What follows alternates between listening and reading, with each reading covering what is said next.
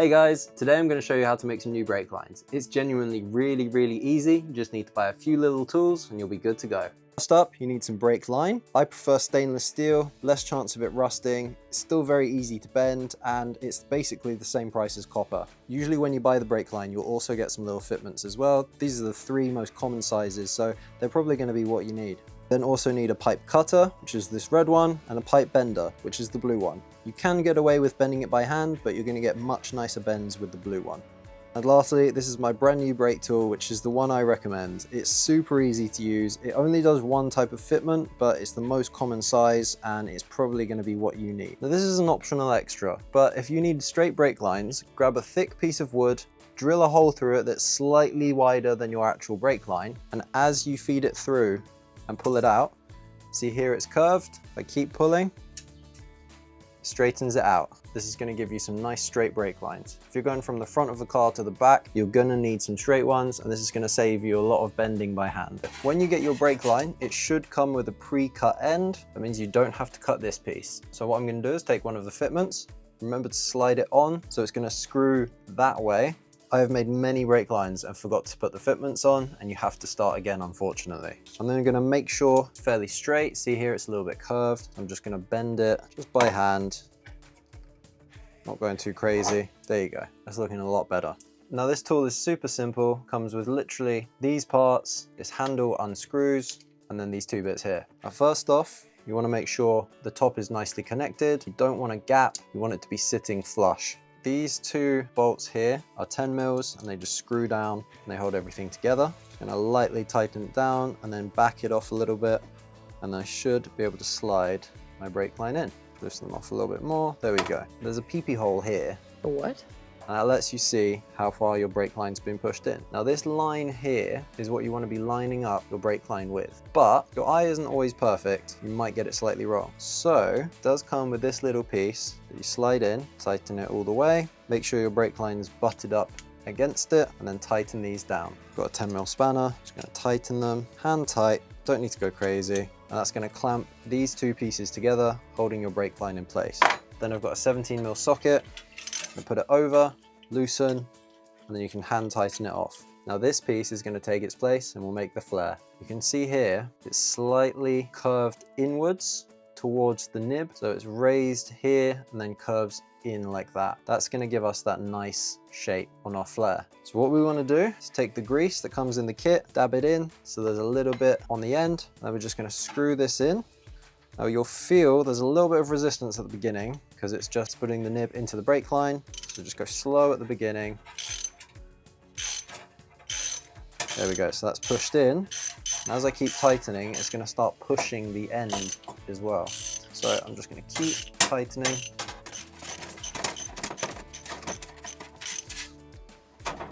There we go, nice and tight. You don't want to force this till there's absolutely nothing left, but you want it to be pretty solid. You can also put this part in the vise and then do it that way. It makes it a lot easier. It's up to you how you want to do it. Then you're going to swap the rotation, loosen it. Now I can just unwind this by hand. And then we're going to loosen the two 10 mils. Just wind those off. And then that lets us separate the two parts here. And then we can lift up the brake line and then pull it out. And there we go. A perfectly flared brake line. This thing is so easy. It's fantastic. I love it. Lovely. So I want to route this from here to here. So that means I'm going to feed it behind. So otherwise it's going to be pretty tricky to get there afterwards. Now I also want to be coming forwards, up, and then back on myself because the connection's here. If like me, it helps you to visualize stuff, you can draw out what you're going to be bending as well. So I want to bend coming in like this, going up, going in, and that's going to be my end. So first off, I'm going to make this bend here. I'm going to take the pipe bender, I'm going to bend it all the way to the top, put my bend in the middle section because that's the size that my pipe is. Plop it in, move it along a little bit more, just so it's sitting past this piece here. Make sure it's straight.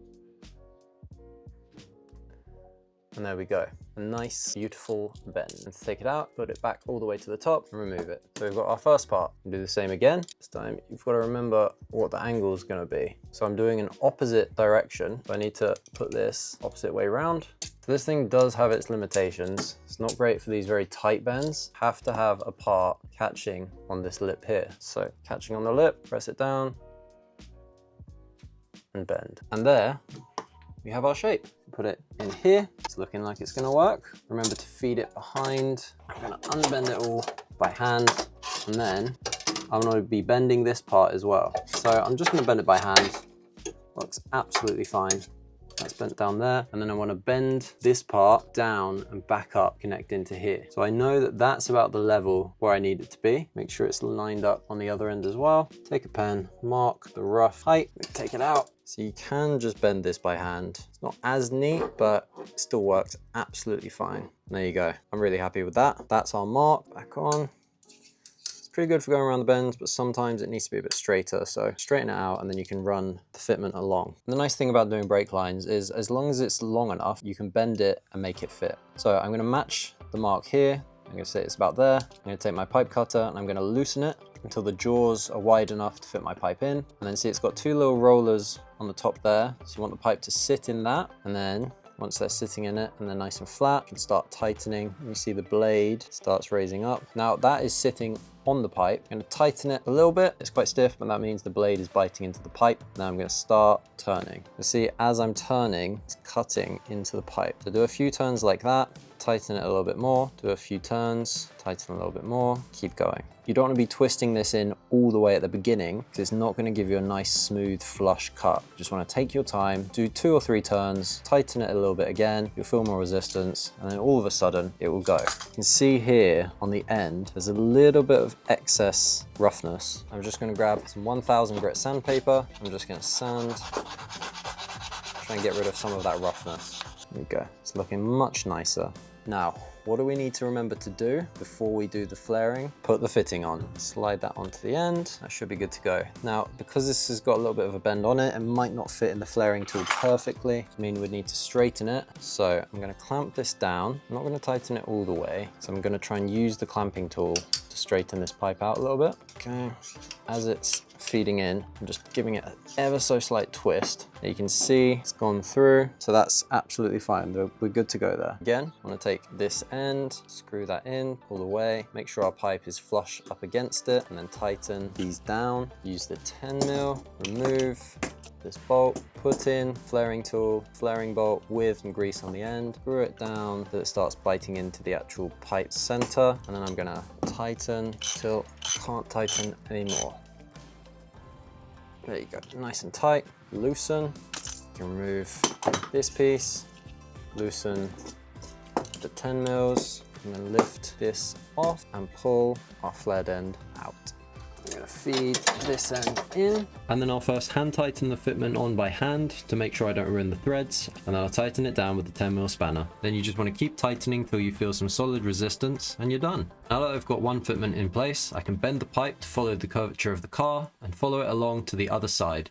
It was rubbing slightly on this hose, so I've just bent it off because you don't want to create any friction. But otherwise, I'm happy with that. Not the most beautiful, this one, but it's going to be hidden by the mud shield. And I'm kind of just working this out as I go. I don't have the original ones to mock up the design next to, so I just have to look at the diagram that I've got and make it work. Now, I'd recommend before you actually try it on the car, cut off some little pieces, have a go at flaring the ends. These are ones I did earlier. Not perfect. See, the first one's slightly oval, but with practice, you'll absolutely get there and you'll be up and running in no time. But if you enjoyed the video, you should check out this other one I've got. It's really good. I think you'd enjoy that one. As always, thanks for watching. Don't forget to like and subscribe, and I'll catch you on the next one. Bye.